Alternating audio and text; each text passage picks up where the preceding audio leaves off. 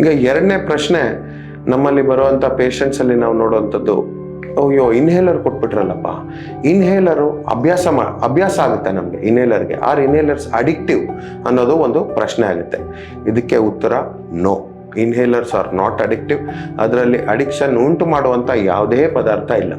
So ಇನ್ನು ಮತ್ತೆ asthma patients inhaler ತೊಗೊಳ್ತಿರ್ತಾರಲ್ಲ ಯಾವಾಗಲೂ ಅಂತ ಯಾರ್ದಾರು ಪ್ರಶ್ನೆ ಬಂದರೆ, ಇವಾಗ ಹೇಗೆ ಸಕ್ಕರೆ ಕಾಯಿಲೆ ಇರೋರು, ಇವಾಗ ಸಕ್ಕರೆ ಕಾಯಿಲೆ ಇರೋರಿಗೆ ಮಾತ್ರೆಗಳಿಗೆ ಅವ್ರಿಗೆ ಅಡಿಕ್ಷನ್ ಇದೆ ಅಂತ ಹೇಳ್ತಾರಾ ಯಾರಾದರೂ? ಇವಾಗ ಬಿ ಪಿ ಮಾತ್ರೆ ತಗೊಳ್ತಾರೆ, ಅವ್ರು ಬಿ ಪಿ ಮಾತ್ರೆಗೆ ಅಡಿಕ್ಟ್ ಆಗಿಬಿಟ್ಟಿದ್ದಾರೆ ಅಂತ ಹೇಳ್ತಾರಾ? ಇಲ್ಲ. ಬಿ ಪಿಯನ್ನು ನಿಯಂತ್ರಣಕ್ಕಿರುವಂತಹ ಒಂದು ವಸ್ತು, ಒಂದು ಮಾತ್ರೆ, ಒಂದು ಮೆಡಿಸಿನ್ ಅನ್ನೋದು ಎಲ್ಲರಿಗೂ ಗೊತ್ತಿದೆ. ಅದೇ ತರಹ ಇನ್ಹೇಲರ್ ಕೂಡ, ಇವಾಗ ಸಿವಿಯರ್ ಅಸ್ತಮಾ ಇರೋರಲ್ಲಿ ಇನ್ಹೇಲರ್ ತಗೊಂಡಾಗ ಅವ್ರ ಸಿಂಪ್ಟಮ್ಸ್ ಇರೋದಿಲ್ಲ, ಅವ್ರ ಸಿಂಪ್ಟಮ್ಸ್ನ ಕಂಟ್ರೋಲ್ ಮಾಡ್ತೀವಿ.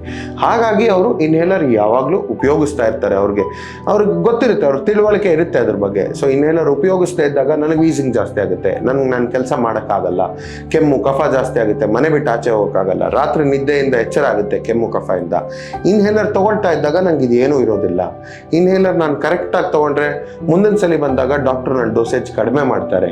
ಈ ತಿಳಿವಳಿಕೆ ಇದ್ದಾಗ ಜನರು ಅದನ್ನ ಸರಿಯಾಗಿ ಉಪಯೋಗಿಸ್ತಾರೆ. ಅದಲ್ಲದೆ ಜಾಸ್ತಿ ಆದಾಗ ಮಾತ್ರ ಉಪಯೋಗಿಸ್ತೀನಿ, ಕಮ್ಮಿ ಆದಾಗ ನನಗೆ ಉಪಯೋಗ ಮಾಡೋದು ಬೇಡ, ಆ ಥರ ಕೂಡ ತುಂಬ ಪೇಷಂಟ್ಸ್ ಯೋಚನೆ ಮಾಡ್ತಾರೆ. ಅದು ಸರಿಯಲ್ಲ. ಆ ಥರ ಬೇಕಾದಲ್ಲಿ ಇವಾಗ ಅಸ್ತಮಾ ಟ್ರೀಟ್ಮೆಂಟ್ ಅನ್ನೋದನ್ನು ನಾವು ಇದು ಸ್ಟೆಪ್ ವೈಸ್ ಥೆರಪಿ ಅಂತ ಹೇಳ್ತೀವಿ. ಇವಾಗ ಒಂದು global initiative for asthma, global ಒಂದು ಬಾಡಿ ಇದೆ. ಅಸ್ತಮಾಗೆ ವಿರುದ್ಧವಾಗಿ ಏನೇನು ಮೆಡಿಸಿನ್ ಕೊಡಬೇಕು, ಅದನ್ನು ನಿಯಂತ್ರಣಕ್ಕೆ ಇಟ್ಕೊಳ್ಳೋಕೆ ಏನೇನು ಮಾಡಬೇಕು ಅನ್ನೋದಕ್ಕೆ ಒಂದು ಕನ್ಸೆನ್ಸಸ್ ಇದೆ, ಒಂದು ಟ್ರೀಟ್ಮೆಂಟ್ ಪ್ರೋಟೋಕಾಲ್ ಇದೆ ಎಲ್ಲದು. ಸೊ ಹಾಗಾಗಿ ಸ್ಟೆಪ್ ವೈಸ್ ಥೆರಪಿ ಅಂತ ಹೇಳ್ತೀವಿ.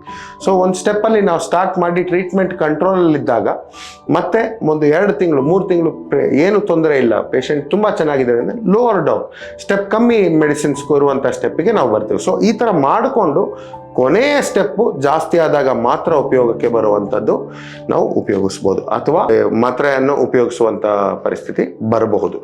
But then most of the times ನಾವು ಇನ್ಹೇಲರ್ ಬೇಕಾಗುತ್ತೆ ಅಂತ ಹೇಳಿದಾಗ ಅದನ್ನು ಉಪಯೋಗಿಸ್ಬೇಕು, ಸರಿಯಾದ ಡೋಸೇಜಲ್ಲಿ ಉಪಯೋಗಿಸ್ಬೇಕು.